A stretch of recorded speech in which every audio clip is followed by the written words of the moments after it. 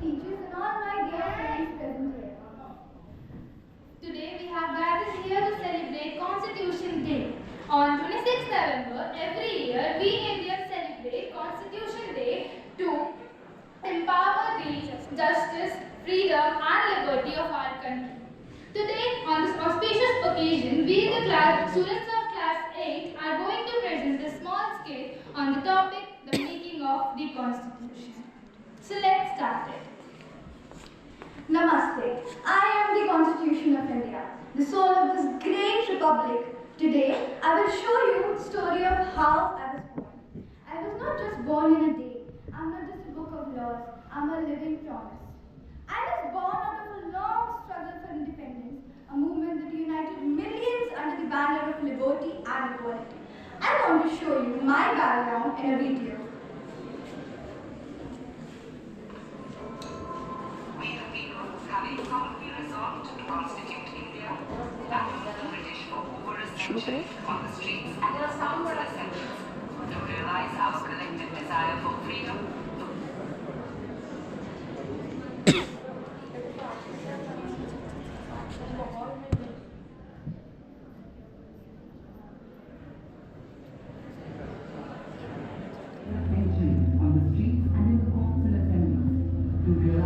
Collective desire for freedom from colonial authoritarian rule. This found an early voice in 1895 with the Swaraj Bill, which demanded a dominion state with equality for all and freedom of speech. In 1928, Motilal Nehru's report went further to call for self-governance and minority rights. However, both demands fell on deaf ears.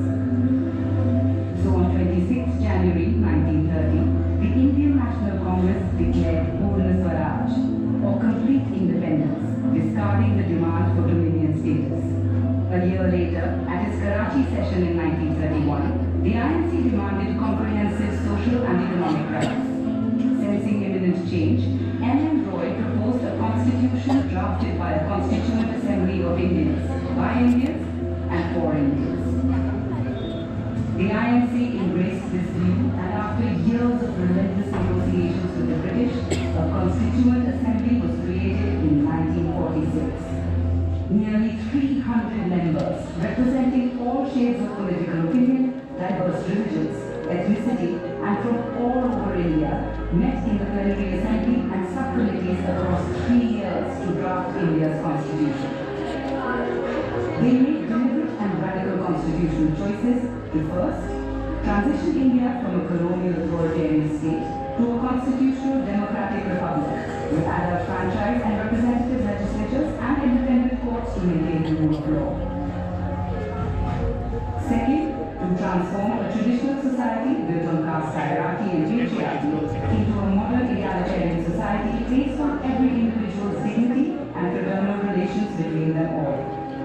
Third, ushering a multi-religious secular democracy by assuring individual freedom of religion and keeping the state away from organized religion.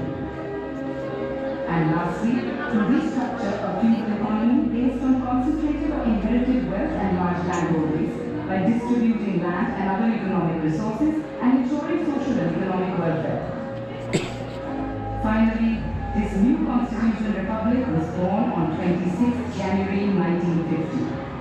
7 decades later, our constitutional republic needs you to be a constitution defender, to preserve, protect, and realize the progressive constitutional dream to build a new India. We the people.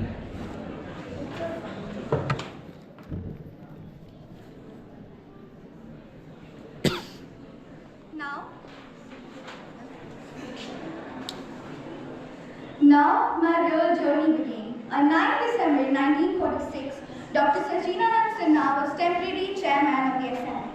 When the Constituent Assembly of India gathered for the very first time in the Constitution Hall, New Delhi, great leaders, visionaries, freedom fighters and legal minds from all provinces and princely states came together with a single dream to give India a guiding light for democracy. On 11th December 1946, Dr. Rajendra Prasad was chosen as the permanent president of the Assembly. And then, under the brilliant leadership of Dr. B.R. Ambedkar, the chairman of drafting committee, my shape and structure began to take form. Respected members, thank you all for electing me as the chairman of this assembly. I promise to fulfill the aspiration of all Indians. Today, we begin a historic journey to frame the constitution of Great India. Let us dedicate ourselves to this sacred task.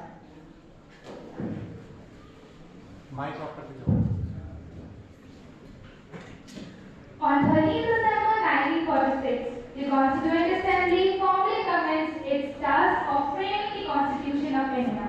Jawaharlal Nehru moved the Objective resolution in the assembly.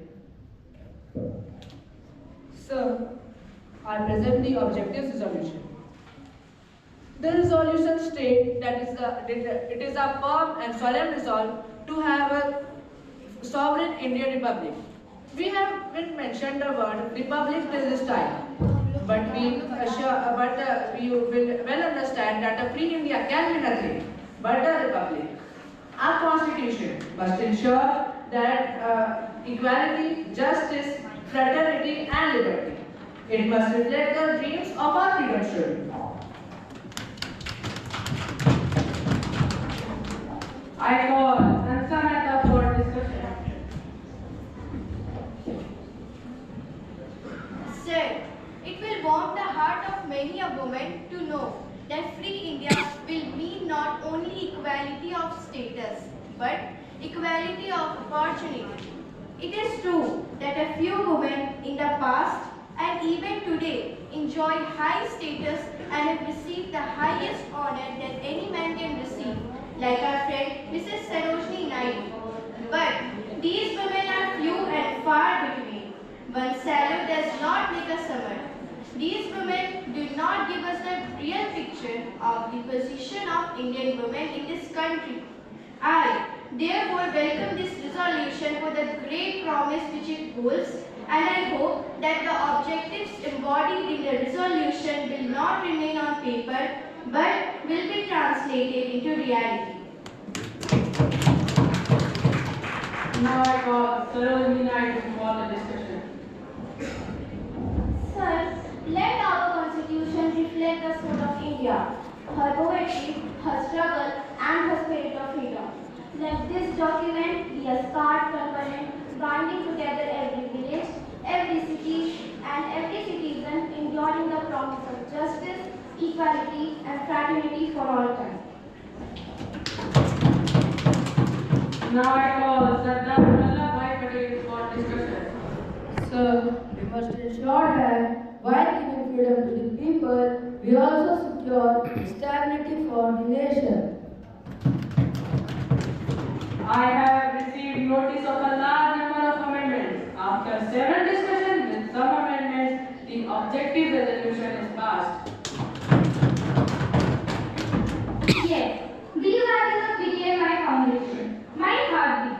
Through this revolution, I began to take shape in the minds of many. It was no longer just a process, it became a mission. The members promised that every Indian, such as poor man or woman, would be treated with dignity. The seeds of justice and freedom were now firmly planted in my soul.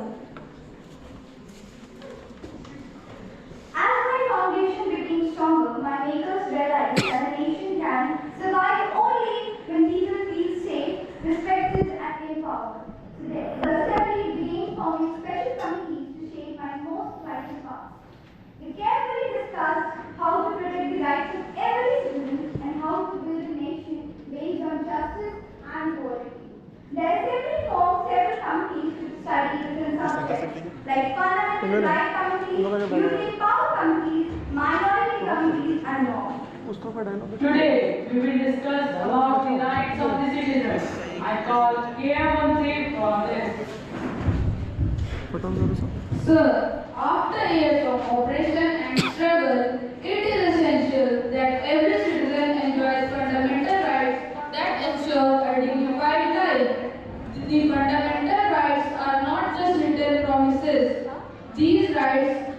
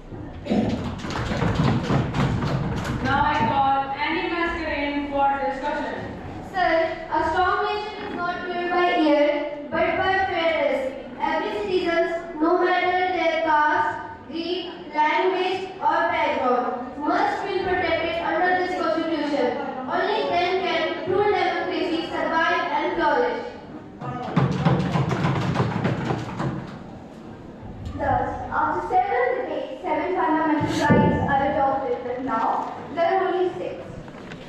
The right to equality, the right to freedom, the right against exploitation, the right to freedom of religion, cultural and educational rights, the right to property, and the right to constitutional remedy.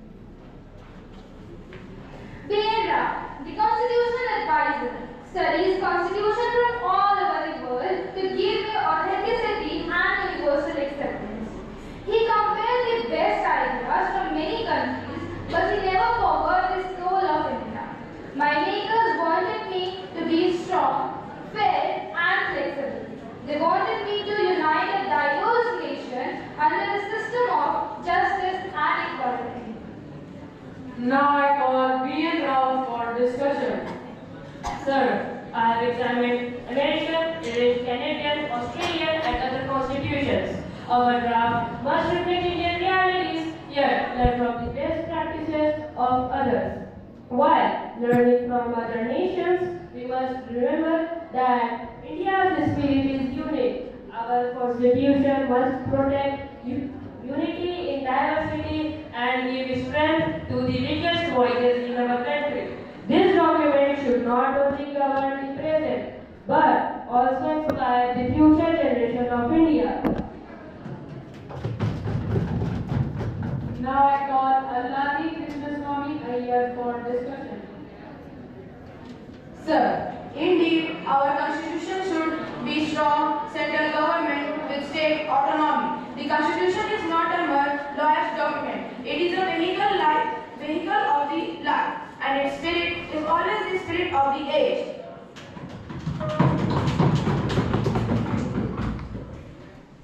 Breaking news, breaking news. I am from future. Sir, your constitution is still relevant in the present and will be guiding in the future also. Then I must do my job very carefully. Thank you, sir. Thank you.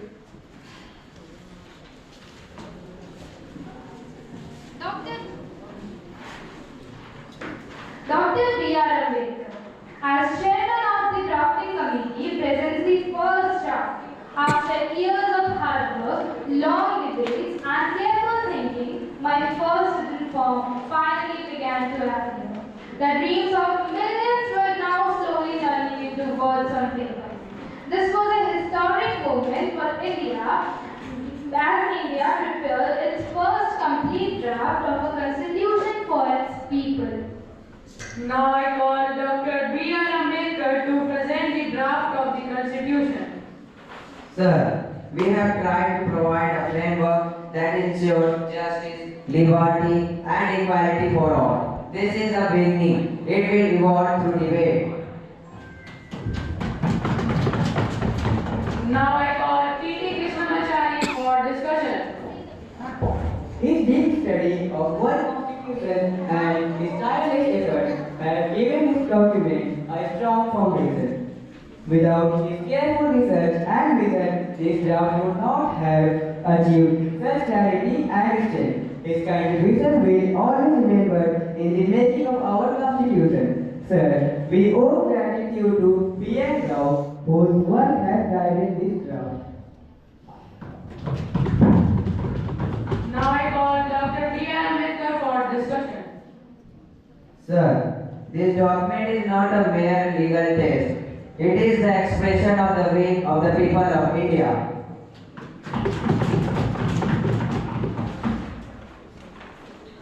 Day after day, night after night, the assembly debated. They discussed fundamental rights, directive principles, powers of government, equality, justice, liberty, and freedom. Every word was weighed carefully, but they were not just writing a book. They were shaping the destiny of nations. Before adopting me, let me ask you, my future citizens, raise your hands if you believe every Indian must have equality and liberty and justice.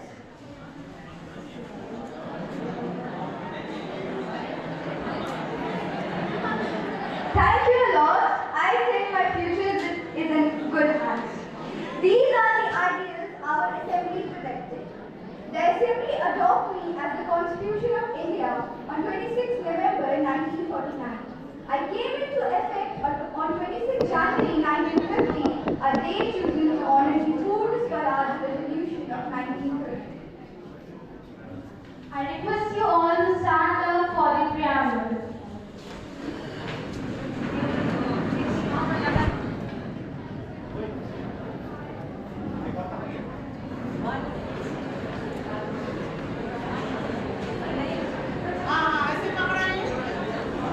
ऊंचा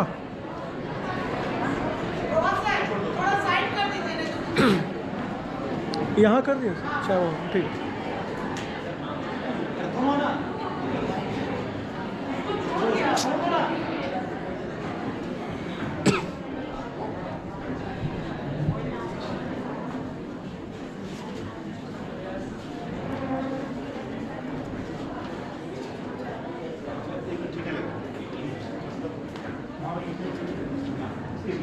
हाँ पीछे जाओ, थोड़ा ऊंचा रखना, थोड़ी देर।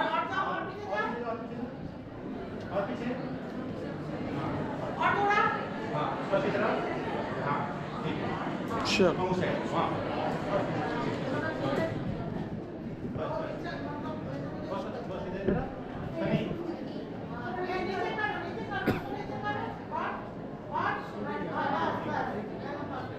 Olympic be ready for the preamble. We, the people of India, having solemnly resolved, to constitute India, into a sovereign, democratic, republic, and to secure, to all its citizens, justice, social, economic, and political, liberty of thought, expression, belief, faith, and worship, equality of status, and opportunity, and to promote among them all fraternity, assuring the dignity of the individual, and the unity of the nation. And the guide of government. I carry within me the dreams of Gandhi, the vision of Nehru, the justice of Ambedkar, and the hope of every Indian. On this 26th of November 2025, I will complete 76 years. Till now, I have been changed several times according to the aspiration and needs of our country. Remember, I was not made for the rulers. I was made for you, the people of India.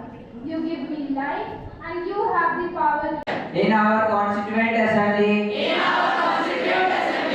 this 26th day of November, 1949, do hereby adapt, enact, and give to ourselves this Constitution. Thank you.